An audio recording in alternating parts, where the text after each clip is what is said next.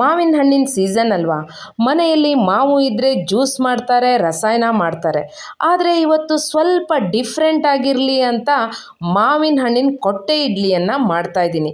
ನಮಸ್ತೆ, ಎಲ್ಲರನ್ನೂ ಮಾತಾಡಿಸ್ದು ಅಡುಗೆ ಆಟದಲ್ಲಿ ಇವತ್ತು ಮಾವಿನ ಹಣ್ಣಿನ ಕೊಟ್ಟೆ ಇಡ್ಲಿ. ಅರೆ, ಇದೇನಿದು ಎಲೆ?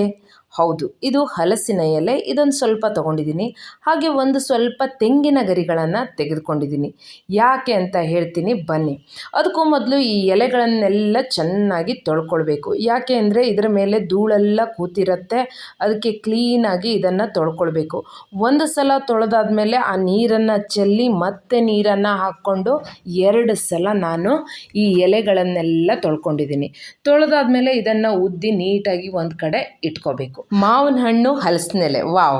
ಈಗ ತೆಂಗಿನ ಗರಿಯನ್ನು ಮಾತಾಡ್ಸೋಣ. ಒಂದು ಚಾಕುವನ್ನು ತಗೊಂಡು ಗರಿ ಹಾಗೂ ಕಡ್ಡಿಯನ್ನು ಬೇರೆ ಮಾಡ್ಕೋಬೇಕು. ಆ ಗರಿ ನಮಗೆ ಬೇಕಾಗಲ್ಲ, ಈ ಕಡ್ಡಿ ಮಾತ್ರ ಬೇಕಾಗತ್ತೆ. ಅದಕ್ಕಾಗಿ ಕಟ್ಟಾಗದೆ ಇರೋ ರೀತಿ ನೀಟಾಗಿ ಈ ರೀತಿ ಸಪ್ರೇಟಾಗಿ ಮಾಡಿಟ್ಕೋಬೇಕು. ನಂತರ ಒಂದು ಕತ್ರಿಯನ್ನು ತಗೊಳ್ಳಿ. ಸಾಮಾನ್ಯ 1.5 ಇಂಚಿನಷ್ಟು ಇದನ್ನು ಕಟ್ ಮಾಡ್ಕೊಳ್ಳಿ.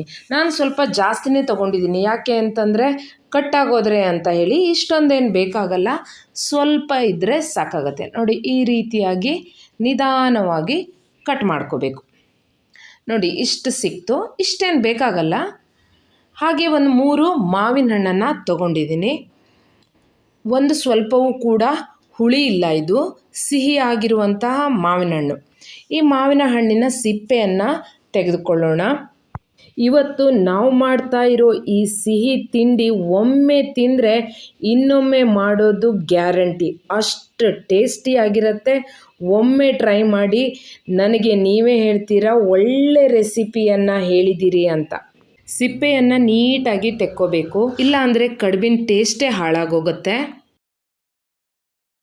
ಈಗ ಇದನ್ನೆಲ್ಲವನ್ನು ಹೆಚ್ಕೊಂಡು ಮಿಕ್ಸಿ ಜಾರಿಗೆ ಹಾಕ್ಕೋತಾ ಇದ್ದೀನಿ ನಾನು. ಇದನ್ನು ಮಿಕ್ಸಿಗೆ ಹಾಕಿ ಪಲ್ಪನ್ನು ರೆಡಿ ಮಾಡ್ಕೋಬೇಕು. 3 ಮಾವಿನ ಹಣ್ಣನ್ನು ತೆಗೆದುಕೊಂಡಿದ್ದೀನಿ. ನಾನು ಸ್ವಲ್ಪ ಮಾಡ್ತೀನಿ. ಯಾಕೆ ಅಂತಂದರೆ ಎಲ್ಲರ ಮನೆಯಲ್ಲೂ ಕೂಡ 2-3 ಜನ ಅಷ್ಟೇ ಇರ್ತಾರೆ. ಇವಾಗ ತುಂಬ ಮಾಡಿದರೆ ಹದನೂ ಗೊತ್ತಾಗಲ್ಲ. ಅದಕ್ಕೆ ನಾನು ಒಂದು 4ರಿಂದ 5 ಕಡುಬಾಗುವಷ್ಟು ಮಾವಿನ ಹಣ್ಣನ್ನು ತೆಗೆದುಕೊಂಡಿದ್ದೇನೆ. ಇಷ್ಟು ಸಾಕಾಗತ್ತೆ. ಒಮ್ಮೆ ಸ್ವಲ್ಪ ಮಾಡಿ ನೋಡಿ. ಟೇಸ್ಟ್ ಚೆನ್ನಾಗಿದ್ದರೆ ಮತ್ತೊಮ್ಮೆ ನೀವೇ ಮಾಡಿ ತಿಂತೀರಾ. ಇದನ್ನು ಈಗ ರುಬ್ಕೊಂಡ್ರೆ ನಮಗೆ 1.5 ಕಪ್ ಪಲ್ಪ್ ಸಿಗತ್ತೆ. 1 ಕಪ್ ಮೆಜರ್ಮೆಂಟ್ ಕಪ್ ಇದು. ನೋಡಿ, 1.5 ಕಪ್ಪು ಪಲ್ಪ್ ಆಗಿದೆ.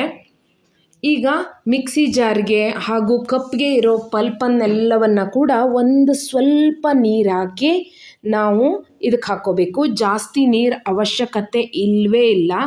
ವೇಸ್ಟ್ ಆಗಬಾರ್ದು ಅನ್ನೋ ಕಾರಣಕ್ಕೆ ಒಂದು ಸ್ವಲ್ಪ ನೀರನ್ನು ಹಾಕಿ ಇದಕ್ಕೆ ಆ್ಯಡ್ ಮಾಡ್ಕೊಳ್ಳೋಣ. ಹಾಗೆ ಈಗ ಒಂದು ಬೌಲನ್ನು ತಗೊಳ್ಬೇಕು. ಇದಕ್ಕೆ 1 ಕಪ್ಪು ಅಕ್ಕಿ ರವಾವನ್ನು ಹಾಕ್ತಾಯಿದ್ದೀನಿ ನಾನು. ಇದಕ್ಕೆ ಅಕ್ಕಿ ರವಾನೇ ಚೆನ್ನಾಗಾಗೋದು. ಅದಕ್ಕಾಗಿ ಅಕ್ಕಿ ರವಾನೇ ತಗೊಳ್ಳಿ, ಇಲ್ಲ ಇಡ್ಲಿ ರವಾನೂ ತಗೋಬೋದು. ನಾನು ಇದಕ್ಕೆ ನೀರನ್ನು ಹಾಕಿ ಒಂದು ಸಲ ತೊಳ್ಕೊಳ್ತಾ ಇದ್ದೀನಿ. ಹಾಗೆ ಆ ನೀರನ್ನೆಲ್ಲ ಸೋಸ್ಕೊಂಡು ಹಾಗೆ ಇಟ್ಕೊಳ್ಳಿ. ಈ ರೀತಿಯಾಗಿರುತ್ತೆ ನೋಡಿ. ಈಗ ಇದನ್ನೆಲ್ಲವನ್ನು ಈ ಪಲ್ಪ್ ಜೊತೆ ಆ್ಯಡ್ ಮಾಡಬೇಕು. ಪಲ್ಪ್ ಹಾಕ್ಕೊಂಡಿದ್ವಲ್ಲ ಆ ಪಾತ್ರೆಗೆ ಹಾಕ್ಕೋಬೇಕು. ಅಡುಗೆ ಆಟ ಯೂಟ್ಯೂಬ್ ಚಾನಲನ್ನು ಎಲ್ಲರೂ ಸಬ್ಸ್ಕ್ರೈಬ್ ಮಾಡ್ಕೊಳ್ಳಿ. ವಿಡಿಯೋ ನೋಡ್ತಾ ಲೈಕ್ ಮಾಡೋದನ್ನು ಮರಿಬೇಡಿ. ನೋಡಿ, ಏಲಕ್ಕಿ ಪುಡಿಯನ್ನು ಹಾಕ್ಕೊಂಡೆ, 1/4 ಚಮಚ ಏಲಕ್ಕಿ ಪುಡಿಯನ್ನು ಹಾಕ್ಕೊಂಡೆ. ಹಾಗೆ ರುಚಿಗೆ ತಕ್ಕಷ್ಟು ಉಪ್ಪನ್ನು ಹಾಕ್ಕೊಂಡೆ. 1 ಸೌಟು ಬೆಲ್ಲವನ್ನು ಹಾಕ್ಕೊಂಡೆ. ಉಪ್ಪು ಮತ್ತು ಸಿಹಿ ಸ್ವಲ್ಪ ಹೆಚ್ಚಿರಬೇಕು. ಅದು ಬೆಂದಾಗ ಹದ ಸರಿಯಾಗತ್ತೆ. ಸಿಹಿ ಕಡಿಮೆ ಬೇಕು ಅಂದರೆ ಕಡಿಮೆ ಹಾಕ್ಕೊಳ್ಳಿ. ಎಲ್ಲ ಸಿಹಿಗೆ ನಾವು ಉಪ್ಪು ಹಾಕ್ತೀವಲ್ಲ, ಅದಕ್ಕಿಂತ ಸ್ವಲ್ಪ ಹೆಚ್ಚಿಗೆ ಉಪ್ಪಿರಬೇಕು. ನಾನು ಹೇಳ್ತಾ ಇದ್ದೀನಲ್ಲ, ಇದೇ ಹದದಲ್ಲಿ ಮಾಡಿ. ಕಡುಬು ಸೂಪರಾಗಿ ಬರುತ್ತೆ. ನೋಡಿ, ಈ ರೀತಿಯಾಗಿ ಹದ ಇರಬೇಕು. ಕೈಗೆ ರವ ಸಿಗಬೇಕು. ಹಾಗೆ ಈಗ ಈ ಎಲೆಯನ್ನೆಲ್ಲ ಈ ರೀತಿಯಾಗಿ ಇಟ್ಕೊಳ್ಳಿ. ನಂತರ ಇದನ್ನು ಟರ್ನ್ ಮಾಡಿ ಆ ಕಡ್ಡಿ ಇತ್ತಲ್ಲ ನಾವು ಕಟ್ ಮಾಡ್ಕೊಂಡಿರೋದು, ಅದರಿಂದ ಈ ರೀತಿಯಾಗಿ ನಾವು ಪಿನ್ ಮಾಡಬೇಕು. ಇದನ್ನು ಈಗ ಕಪ್ ಥರ ನಾವು ರೆಡಿ ಮಾಡ್ಕೋಬೇಕು. ಅದಕ್ಕಾಗಿ ನೀಟಾಗಿ ಈ ರೀತಿ ಕಡ್ಡಿಗಳನ್ನೆಲ್ಲ ಜೋಡಿಸ್ತಾ ಹೋಗಬೇಕು. ಈಗ ಇದು ಕೊಟ್ಟೆ ಥರ ಕಾಣಿಸುತ್ತೆ ನೋಡಿ, ಅದಕ್ಕಾಗಿ ಇದಕ್ಕೆ ಕೊಟ್ಟೆ ಕಡುಬು ಅಥವಾ ಕೊಟ್ಟೆ ಇಡ್ಲಿ ಅಂತ ಕರೀತಾರೆ. ಎಷ್ಟು ಚೆನ್ನಾಗಾಗತ್ತೆ. ಕರಾವಳಿ ಹಾಗೂ ಮಲೆನಾಡುಗಳಲ್ಲಿ ಇದನ್ನು ಮಾಡ್ತಾರೆ. ಬೇರೆ ಕಡೆ ಮಾಡ್ತಾರಾ ಇಲ್ವೋ ನನಗೂ ಗೊತ್ತಿಲ್ಲ. ನೀವು ಮಾಡ್ತೀರಾ ತಿಳಿಸಿ ನನಗೆ. ಹಾಗೆ ಮಲೆನಾಡು ಮತ್ತು ಕರಾವಳಿ ಹೋಟೆಲ್ಗಳಲ್ಲೂ ಕೂಡ ಇದು ಸಿಗತ್ತೆ. ನಾನಂತೂ ಹೋಟೆಲ್ಲಿಗೆ ಹೋದಾಗ ಇದಿದೆ ಅಂತಂದರೆ ಮಿಸ್ಸೇ ಮಾಡಲ್ಲ. ಆದರೆ ಇದನ್ನು ಮಾವಿನ ಹಣ್ಣಿನಿಂದ ಮಾಡಿರಲ್ಲ, ಉದ್ದಿನಿಂದ ಮಾಡಿರ್ತಾರೆ. ನಾವು ಇಡ್ಲಿ ಮಾಡ್ತೀವಲ್ಲ, ಅದೇ ಹಿಟ್ಟನ್ನು ಇದರೊಳಗಡೆ ಹಾಕಿ ಮಾಡಿರ್ತಾರೆ. ಹಲಸಿನ ಹಣ್ಣಿನ ಕಡುಬನ್ನು ಕೂಡ ಹೀಗೆ ಮಾಡ್ತಾರೆ, ಅದು ಕೂಡ ಚೆನ್ನಾಗಿರುತ್ತೆ. ನಾನು ಯಾವಾಗಲೂ ಮಾವಿನ ಹಣ್ಣಿನ ಇಡ್ಲಿ ಮಾಡ್ತಾಯಿದ್ದೆ, ಅದಕ್ಕೆ ಈ ರೀತಿಯಾಗಿ ಮಾಡುವ ಅನ್ನಿಸ್ತು, ಅದಕ್ಕೆ ಮಾಡ್ತಾಯಿದ್ದೀನಿ ನೋಡಿ. ಎಲ್ಲ ಎಲೆಯ ತೊಟ್ಟುಗಳನ್ನು ತೆಗೆದೆ, ಹಾಗೆ ಒಂದು ಮಾತ್ರ ಇಟ್ಕೊಂಡೆ ನಾನು. ಯಾಕೆ ಅಂದರೆ ಅದನ್ನು ಎತ್ತಿ ಇಡಲಿಕ್ಕೆ ಸುಲಭ ಆಗುತ್ತೆ. ನೋಡಿ ಎಷ್ಟು ಸರಿ ಆಯಿತು ಅಂತ, ಚೆನ್ನಾಗಿ ಬಂತು. ಇದರೊಳಗಡೆ ಹಿಟ್ಟು ಹಾಕಿದಾಗ ಹಿಟ್ಟು ಹೊರಗೆ ಬರಬಾರ್ದು. ಈಗ ಇಡ್ಲಿ ದಳ್ಳೆಗೆ ನಾನು ನೀರನ್ನು ಹಾಕ್ಕೋತಾ ಇದ್ದೀನಿ. ಇದಕ್ಕೆ ದಳ್ಳೆ ಅಂತ ಹೇಳ್ತಾರೆ. ಹಾಗೆ ನೀರು ಹಾಕಿ ಕವರ್ ಮಾಡಿಕೊಂಡೆ, ಒಂದು ಪ್ಲೇಟನ್ನು ಇಟ್ಟೆ. ಈಗ ಈ ನಾವು ಮಾಡಿಟ್ಕೊಂಡಿದ್ವಲ್ಲ ಎಲೆಯ ಕಪ್ಪನ್ನು, ಅದಕ್ಕೆ ಈಗ ಹಿಟ್ಟನ್ನು ಹಾಕ್ಕೊಳ್ಳೋಣ. ಕಲರ್ ನೋಡಿ ಎಷ್ಟು ಚೆನ್ನಾಗಿ ಬಂದಿದೆ ಅಂತಂದರೆ ಸೂಪರಾಗಿರುತ್ತೆ. ನೀವು ಈ ಹಿಟ್ಟನ್ನು ರೆಡಿ ಮಾಡ್ಕೊಂಡ್ರಲ್ವ, ಉಪ್ಪು ಬೆಲ್ಲ ಎಲ್ಲ ಹಾಕಿ ಒಂದು ಸಲ ಟೇಸ್ಟ್ ನೋಡ್ಕೊಳ್ಳಿ, ಉಪ್ಪೆಲ್ಲ ಸರಿಯಾಗಿದೆಯಾ, ಸ್ವೀಟೆಲ್ಲ ಸರಿಯಾಗಿದೆಯಾ ಅಂತ.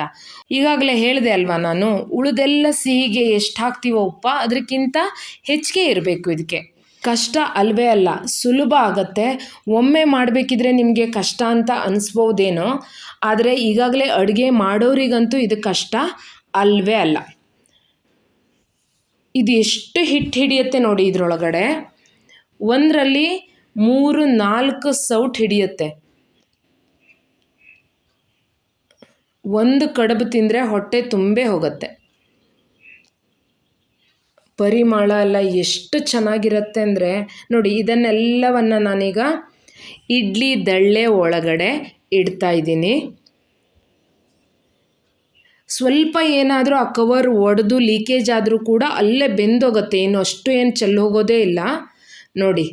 ಈಗ ಇದನ್ನು 30 ನಿಮಿಷ ನಾನು ಬೇಯಿಸಿದ್ದೀನಿ. ಬೆಂದಿದೆಯೋ ಇಲ್ಲೋ ನೋಡೋಣ. ಬಾಳೆ ಎಲೆಯಿಂದನೂ ಕೂಡ ಈ ರೀತಿ ಕಡುಬನ್ನು ಮಾಡ್ತಾರೆ. ಒಂದು ಚಮಚವನ್ನು ಇದರೊಳಗಡೆ ಇಳಿಬಿಟ್ರೆ ಗೊತ್ತಾಗ್ಬಿಡತ್ತೆ ಬೆಂದಿದೆಯೋ ಇಲ್ವೋ ಅಂತ. ಚೆನ್ನಾಗಿ ಬೆಂದಿದೆ. 30-40 ನಿಮಿಷ ಬೇಯಿಸ್ಬೇಕಾಗತ್ತೆ ನೋಡಿ. ಸೂಪರ್ ಅಂದರೆ ಸೂಪರ್ ಆಗಿದೆ. ಡೌಟೇ ಬೇಡ ಚೆನ್ನಾಗಿ ಬರುತ್ತೋ ಇಲ್ವೋ ಅಂತ. ಒಮ್ಮೆ ಟ್ರೈ ಮಾಡಿ, ಎಷ್ಟು ಚೆನ್ನಾಗಿರುತ್ತೆ. Wow, super. ಯಾವಾಗಲೂ ಒಂದೇ ರೀತಿ ಮಾಡಿದ್ದನ್ನೇ ಮಾಡಿ ತಿಂತಾ ಇದ್ದರೆ ನಮಗೂ ಕೂಡ ಬೇಜಾರೇ. ಅದಕ್ಕೆ ನಾವು ಪದೇ ಪದೇ ಹೋಟ್ಲಿಗೆ ಹೋಗೋದು. ಈ ರೀತಿ ಎಲ್ಲ ಮನೆಯಲ್ಲೇ ಮಾಡಿದರೆ ಎಷ್ಟು ಚೆನ್ನಾಗಿರುತ್ತೆ, ಎಷ್ಟು ಖುಷಿ ಕೊಡುತ್ತೆ ನಮಗೂ ಕೂಡ. ಇದು ಖಂಡಿತ ಹೋಟೆಲಲ್ಲೂ ಸಿಗದಂತಹ ಟೇಸ್ಟಿಯಾಗಿರುವಂತಹ ಮಾವಿನ ಹಣ್ಣಿನ ಕಡುಬು. ತುಪ್ಪದ ಜೊತೆ ತಿಂತಾ ಇದ್ದರೆ ಪ್ಲೇಟ್ ಖಾಲಿ ಆಗೋದೇ ಗೊತ್ತಾಗಲ್ಲ. ಒಮ್ಮೆ ತಿಂದು ನೋಡಿ, ವಾವ್, ಸೂಪರಾಗಿರುತ್ತೆ. ಮಿಸ್ ಮಾಡದೆ ನೀವು ಇದನ್ನು ಟ್ರೈ ಮಾಡಿ. ರುಚಿ ಹೇಗಿತ್ತು ಅಂತ ತಿಳಿಸೋದನ್ನು ಮರಿಲೇಬೇಡಿ. ಲೈಕ್, ಸಬ್ಸ್ಕ್ರೈಬ್ ನೆನಪಿರಲಿ. ಮತ್ತೊಮ್ಮೆ ಭೇಟಿಯಾಗೋಣ. ಧನ್ಯವಾದಗಳು.